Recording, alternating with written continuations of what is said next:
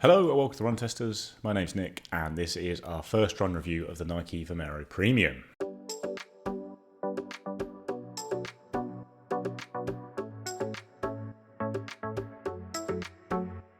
So the Vomero Premium is the pinnacle shoe in the new Vomero line of shoes from Nike, sitting above the Nike Vomero Plus and the Nike Vomero 18. All of these shoes in the Vomero line are built to be very cushioned, but clearly we are taking things to the next level with the Vomero Premium, which has the highest stack height I've ever tried out on a shoe. 55.5mm at the heel, 45.4mm at the forefoot, for the same 10mm drop at the Vomero Plus, which is a very highly stacked shoe itself with 45mm of foam at the heel, but got a whole extra centimetre on this shoe. It's a very wild stack height and something I haven't really seen or tested before on a shoe. It genuinely makes you feel quite a lot taller, and I'm watching out for door frames in my house when I'm wearing this shoe. Comes with a big price tag as well. It's £210 or $230, so quite a big jump on the Vomero Plus. And as you might expect, it's a pretty heavy shoe given how much is going on in the midsole of it. It weighs in at 355 grams or 12.5 ounces in my UK size 9. That's a US 10. That makes it one of the heaviest non-trail shoes I've ever tested, but that is to be expected given that you have got this massive stack height. Comes to the upper, you've got an engineered mesh upper with quite a lot of padding around the tongue, well, loads of padding, it's fair to say, on the tongue and around the collar at the back of the shoe here. Heel tab's pretty high at the back of the shoe. That's something I noticed and has been commented on negatively by some other reviewers. You've got pretty stiff and large internal heel counter to add some more support at the back of the shoe. And then coming onto the midsole, it is ZoomX foam surrounding two large Air Zoom units under the heel and the forefoot. So this is a slightly firmer and more responsive material that you have here with the Air Zoom pods to add a bit more bounce back and energy return to the midsole, which is otherwise made entirely from ZoomX. Obviously a very soft and springy foam that we've used and loved in lots of shoes, including the Vomero Plus. Then you've got Nike's waffle outsole on the bottom of the shoe with a couple of cutouts to reduce the weight, I guess, very slightly and show off the Air Zoom pods. And then Nike has decided to put the details of the stack height on the bottom of the shoe there again, just to drum home in case you had forgotten that this is a very, very highly stacked shoe. Comes to the fit of the Vomero Premium, it was all good for me in my normal running shoe size. Got a UK 9 here, a US 10 that is. It's the same size I use across the Nike range. I use the Vomero Premium, all of Nike's racing shoes, and yeah, I've got a good fit all round. Nice amount of space at the front of the shoe to have a little bit of room around the toes, and then a pretty good hold around the heel and midfoot as well. I didn't have any problems with my foot moving at all, which is obviously quite important when you are standing on this high amount of foam. You don't want your foot moving laterally at all, and I had no concerns with that on the run today. Got a lot of padding on the tongue of the shoe. That's going to run a bit hot if you are running in hot conditions. I was not today, so not a problem. I was concerned about this heel collar rising a bit high. I do sometimes get rubbing on my Achilles from shoes, but once I'd laced the shoe up and gone for the run, I didn't think about it again for the whole 10 miles I did in the shoe today. Yeah, it didn't bother me at all, so hopefully that will continue to be the case even with some longer runs. So for my first proper run in the Nike Vomero Premium, I took it out early this morning for 10 miles, my Sunday long run, nice relaxed run, just 10 miles.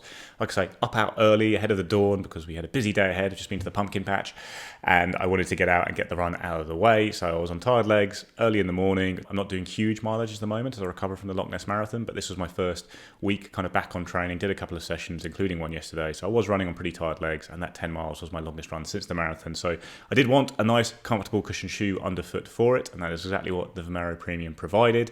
It is the kind of run that I've been doing, and would always choose to do in the Vomero Plus at the moment, which is pretty much my favourite max cushion shoe ever because it is so comfortable. It has a lot of nice bounce back and a really good feeling underfoot. So I was very interested to see how the Vomero Premium would compare to it. So first thing is, it is huge, and you do notice that immediately. You are standing significantly higher than you are in other shoes when you're in the Vomero Premium, even compared to something like the Vomero Plus, which does feel like a normal shoe. Like, there's lots of big shoes out there these days, so something like the Vomero Plus or the Brooks Glycerin Max and the Asics Mega Blast, the Super Blast, they feel quite normal on the foot almost if you're testing out a lot of running shoes like I am, because lots of brands are pushing towards those stack heights. I've not run in the 55mm stack shoe before, and it is notably higher and different to those other shoes. That the level of cushioning underfoot is unreal, and it is soft and squishy, and you do sink into it and you don't get any kind of feel for the road. So actually I was hitting the Air Zoom pods and going, oh, okay, that's the road. I was going, no, you're not even halfway to the road. There's so much more cushioning still to go underfoot. And yeah, so you're definitely getting the maximum amount of protection and I guess comfort you can expect in a running shoe because it is so soft and cushioned underfoot. However, you do get a pretty good amount of bounce back, I would say. So my worry was with a shoe like this, it's just going to sink into that foam and then it's going to be a bit laboured to come out of it and kind of carry on running, and it's going to be protective for sure, but just not the smoothest running experience. But because it is ZoomX foam and you have got Air Zoom pods, that energy is going to come back to you pretty quickly, and you actually don't get too lost in the foam, or I didn't anyway on my run in it. And I also used it yesterday for a warm up and a cool down, and yeah, did feel like I was getting enough bounce back from the foam. There's a mild rocker on the shoe as well, which does help you move through your foot strike, but really all at slow speeds, because this is such a big, heavy shoe, and you've got a lot of width there for stability as well. Like, it definitely counts it against it at anything other than, like, I would say really easy cruising pace. So on the runs I've done so far, I did pick it up for a couple of short strides at the end of my warm up yesterday, and I tried to go through the gears a little bit in the last mile today, just to kind of finish off the run and make sure I was back in time for the pumpkin patch. And it doesn't move well at speed at all, I would say. Like, the geometry's not built for it. It's obviously quite heavy. It's just very laboured if you do try and up the pace. And then when it kind of almost pushes you to go back to your easy pace. You're someone who runs too fast on easy runs. This shoe will not let you. It will drill you back down to your easy pace, because that is the only time it really does feel natural and good on the foot for me. Like, this is not going to be a versatile shoe, I would say, which is not what you really expect from it. It's really big. It's a shoe built for cushioning and easiness and to deliver the feel of an anti-gravity treadmill in a shoe or something like that, I think Nike said.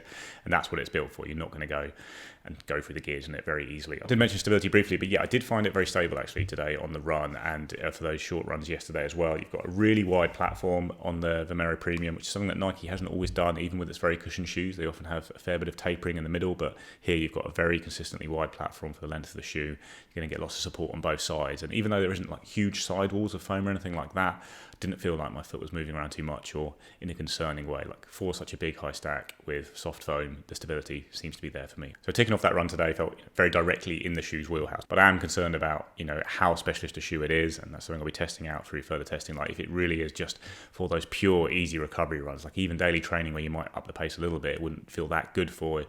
If it really is all about that pure recovery, it becomes quite a specialist shoe for very high mileage runners, I would say. But it did feel good today for sure, bouncing through that nice relaxed run. So early verdict on the Vomero Premium. There's a lot more miles to come, and I'll do some more full comparisons with other shoes, certainly things like the Vomero Plus when we get to our full review. But for now, that was an enjoyable first run in it. I think it's exactly what the shoe is built for. Recovery run the day after a session, on tired legs, decent distance, and it felt very comfortable and bouncy throughout. It moves a bit better than I feared it would in terms of how smooth it rolls through and the amount of bounce you get. Even when I was running uphill today, it didn't feel too large or anything like that, but that's all at easy paces. Like I say, when I did try to move through the gears at all, it just felt like a really big shoe that isn't designed for that, and that's fine. I think it has a certain job, and I feel like it's going to do that job really well. But it is going to be quite a niche job. I think when I read the Road Trail Run review of the shoe earlier this year, I think someone described it as like the perfect shoe for a double run, an easy run, the second run in the day. Maybe you've done a workout in the morning and you're doing a nice relaxed 5 miles in the afternoon. It would be great for that, but how many runners are doing that, I guess, is the question. Like, how many runners are really hitting the kinds of mileage and doubles that would justify such a luxurious, dedicated recovery shoe at this higher price? Like, even when I was getting up towards 90 miles a week during my training for the Loch Ness Marathon, I didn't feel like I was missing a shoe like this on my recovery runs. I was very happy in something like the Vomero Plus, and then that is a more versatile general daily trainer as well for people, and a fair bit cheaper. So for those high mileage runners who are looking for that ultimate comfort to pick up those extra miles when you're going past 100 miles a week and you're doing these kind of doubles, it feels fantastic. It feels like it could be like the perfect shoe and worth that huge outlay. It's almost quite an elite focused recovery shoe in that sense. But where I'm less certain is whether it's going to justify that price for more average normal runners who aren't necessarily needing that level of cushioning and comfort. But it is great to have that on the end of your foot. It did feel very good today, but the Vomero Plus also feels really good in those runs, and it's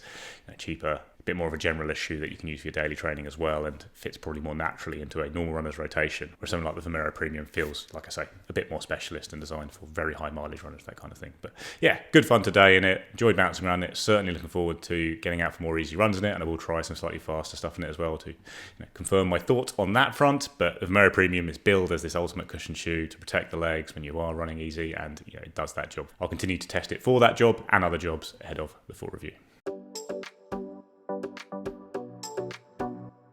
That's our first look at the Nike Vomero Premium. Let us know what you think in the comments below. Please like, subscribe, ring the little bell, and we'll see you next time.